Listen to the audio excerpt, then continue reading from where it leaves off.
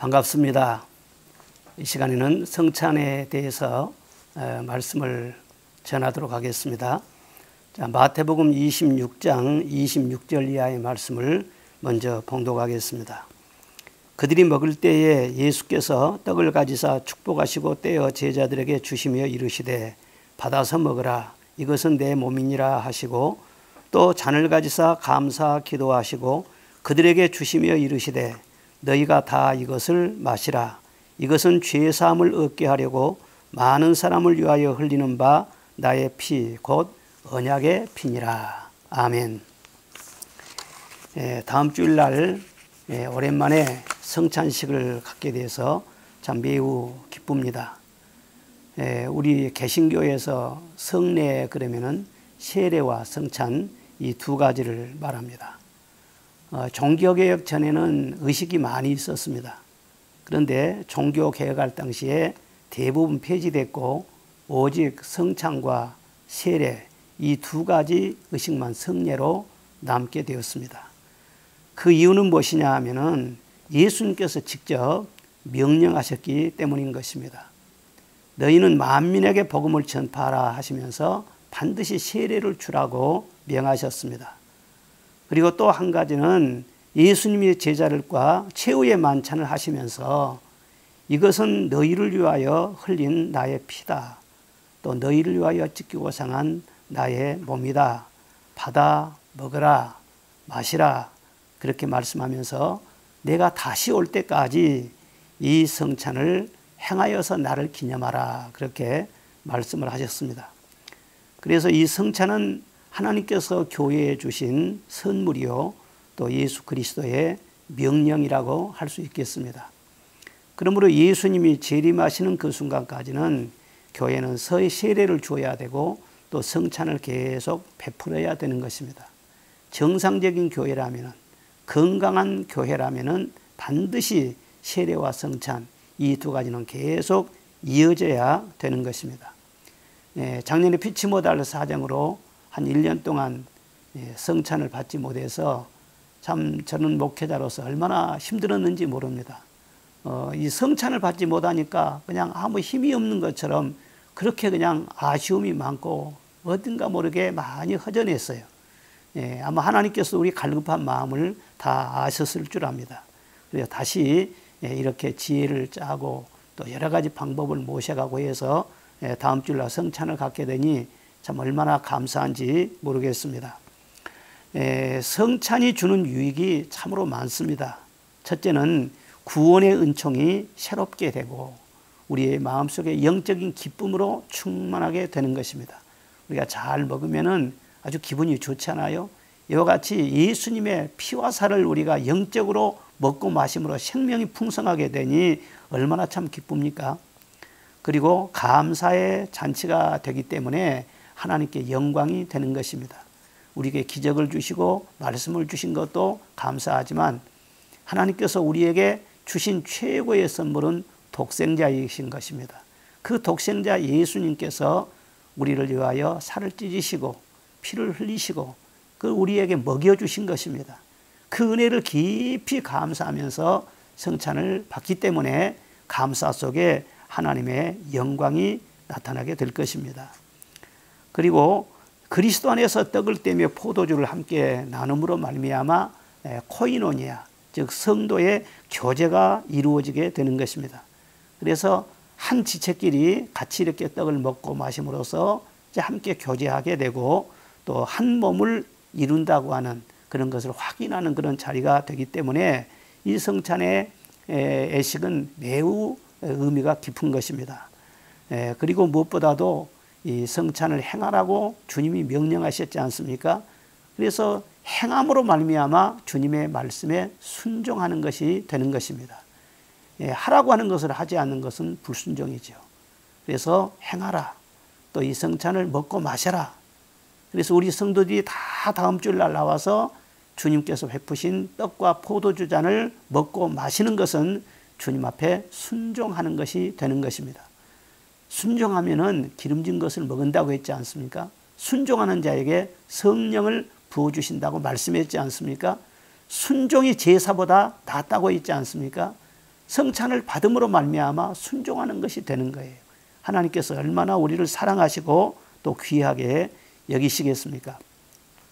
이처럼 성찬이 아주 중요하기 때문에 이 교회의 역사를 쭉 보면은 이 성찬에 대한 해석도 약간씩 다를 때가 있었습니다. 그리고 성찬에 대한 해석 때문에 교단이 나뉘어지기도 했습니다. 지금도 이 가톨릭은 이 성찬에 대한 화채설을 그대로 주장하고 있습니다. 화채설이란 무엇이냐 하면은 우리가 성찬을 이렇게 받을 때에 예수님의 몸으로 실제로 변한다는 것입니다. 예수님의 피로 실제로 변한다는 것입니다. 화채, 피가 되고 살이 된다는 것입니다. 그래서 혹시 성찬식을 하다가 실수로 피를 이렇게 포도주를 이렇게 땅에 쏟거나 그러면은 주님의 성혈, 거기는 성혈이라고 그러거든요. 거룩한 피를 땅에 쏟기 때문에 이것은 있을 수가 없다. 그래가지고 가톨릭에서는 지금도 단종 성찬이라 그래가지고 평신도들은 떡만 주지 포도주를 주지를 않습니다. 혹시 이렇게 분집을 하다가 실수해서 흘리면 안 되니까. 그리고 떡과 포도주를 다 이렇게 받는 성찬을 이종 성찬이라 그러는데 이것은 사제들만 그렇게 받습니다.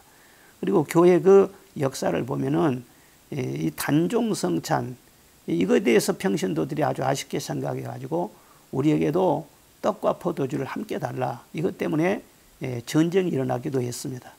그런데 우리는 종교 개혁으로 말미암아 이런 모든 것들을 다 이제 뛰어넘어서 떡을 받고 포도주 잔을 마시고 그러니 얼마나 감사하지 않습니까?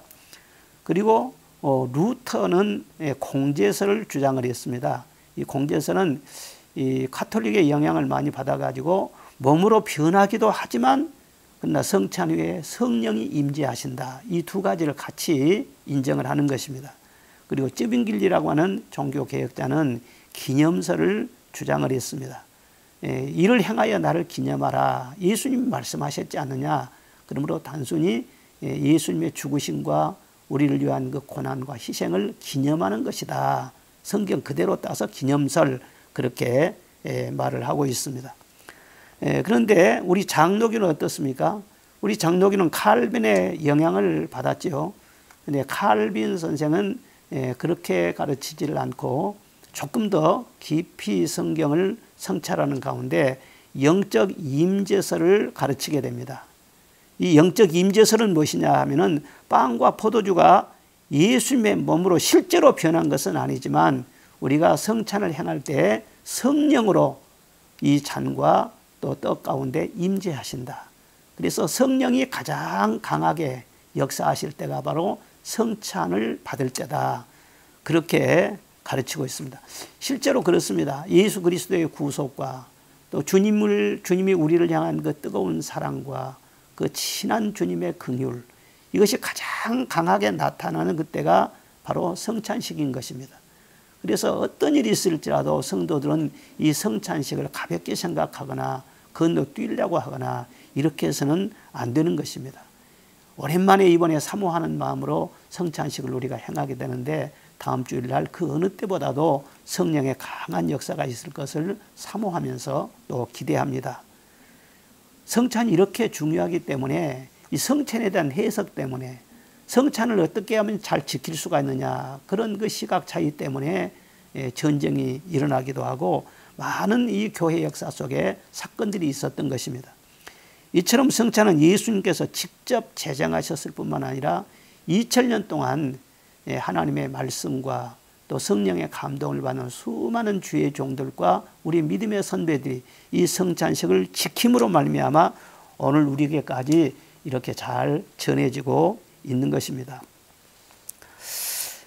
고린도전서 11장 28절 이하의 말씀 보면은 성찬을 받는 자세에 대해서 우리에게 가르쳐주고 있습니다. 그러므로 누구든지 주의 떡이나 잔을 합당하지 않게 먹고 마시는 자는 주의 몸과 피에 대하여 죄를 짓는 것이니라. 사람이 자기를 살피고 그 후에 떡을 먹고 잔을 마실지니라. 그렇게 말씀을 하고 있습니다. 먼저는 자기 자신을 잘 살피라는 것입니다. 우리가 음식을 먹을 때 손을 씻지 않습니까? 그리고 앞을 또 치마를 가리우기도 하지 않습니까? 이와 같이 주님의 거룩한 떡과 잔을 우리가 받는데 먼저는 우리의 마음을 성결케 해야 된다. 그동안 하나님께서 우리에게 구원의 은총을 베풀어 주시고 늘 말씀으로 성령으로 우리의 심령을 새롭게 하지만 우리가 하나님 앞에 불순종한 것도 있을 것이고 주님은 나를 위해서 목숨 바쳐서 사랑해 주셨건만 내가 주님을 향한 사랑이 미지근해질 수도 있을 것이고 또 세상에 한눈을 팔 때도 있을 것입니다. 우리 연약함 때문에 그것은 뭐 다 있을 수 있는 일인 것입니다.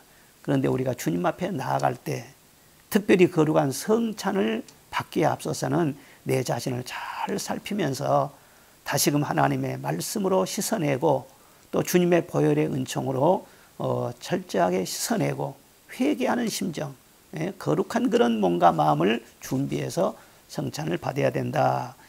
그렇게 가르치고 있는 것입니다.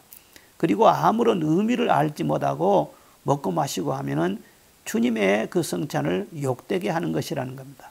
그래서 너무 어린 아이들에게 그리고 또 교회를 다 올지라도 세례를 받지 않는 분들에게는 이 성찬을 허용하지 않지 않습니까? 그래서 이 얼마나 성찬이 귀중한 것이고 주님이 나를 위한 거룩한 희생이다. 나에게 영생을 주시기 위한 주님의 피 흘림이시다. 이걸 깊이 생각하면서 감사함으로 이 성찬을 받아야 되겠습니다. 그리고 또 30절에 말씀을 하기를 주의 몸된 교회의 지체들인 형제 자매들과 함께 먹으라는 것을 말씀을 합니다.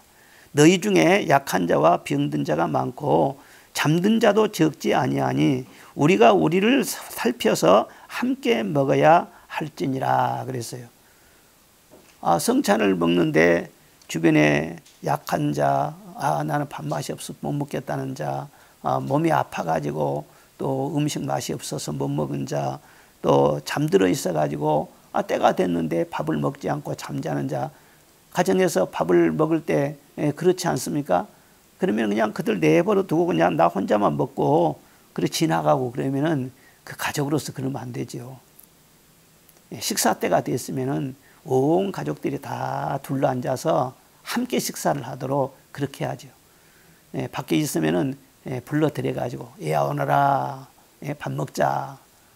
그리고 또 구미가 떨어지고 또 밥맛이 없다 하더라도 아니 힘을 좀 내라고 먹으면 기운이 날 것이라고 그리고 좀 좋게 이렇게 음식을 준비해서 먹으면 밥맛이 날 거라고 격려하고 그러면서 다 같이 먹어야지.